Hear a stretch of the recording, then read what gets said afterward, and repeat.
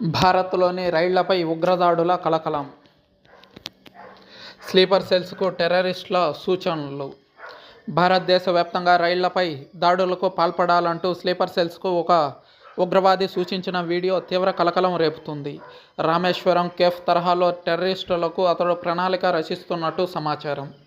దానికి సంబంధించిన దృశ్యాలు నిఘా వర్గాల దృష్టికి రావడంతో ఆ ఉగ్రవాది పేరు ఫర్హతుల్లా ఘోరీ అని పాకిస్తాన్కు చెందిన ఇంటర్ సర్వీస్ ఇంటెలిజెన్స్ సహకారంతో స్లీపర్ సెల్ ద్వారా రామేశ్వరం కేఫ్లో పేలుడుకు పాల్పడ్డాడని నిఘా వర్గాలు ఓ జాతీయ మీడియాకు తెలిపాయి. అయితే 3 నిమిషాల నిడివి గల వీడియోలో భారతదేశంలోని రైల్వే నెట్వర్క్ను పట్టాలు తప్పించేందుకు స్లీపర్ సెల్స్కు పిలుపునిస్తున్నట్లు తెలుస్తుంది.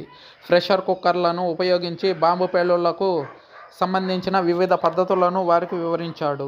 అలాగే భారత్లోని పెట్రోలియం పైప్లైన్లను, హిందూ నాయకులను లక్ష్యంగా చేసుకునే దాడులు చేయాలని ఆ వీడియోలో సదరు ఉగ్రవాది రూపొందించిన ప్రణాళికల స్లీపర్ సెల్స్కు వివరించాడు.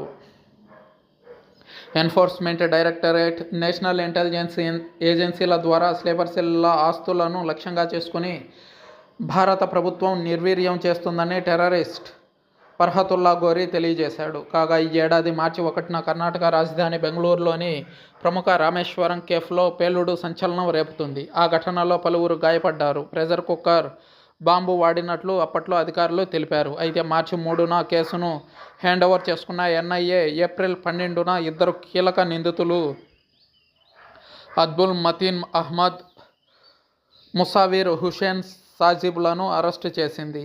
తాహా సూత్రధారి అయితే సాజిబ్ ప్రముఖ కేఫ్ ఐఈడీని అమర్చినట్లు ఆరోపణలు వచ్చాయి. కోల్కతాకు సమీపంలోని లాడ్జ్ నుంచి వారిలో ఒకరిని అధికారులు ఆధీనంలోకి తీసుకోగా మరొకరిని ఆంధ్రప్రదేశ్లోని కడప జిల్లాలో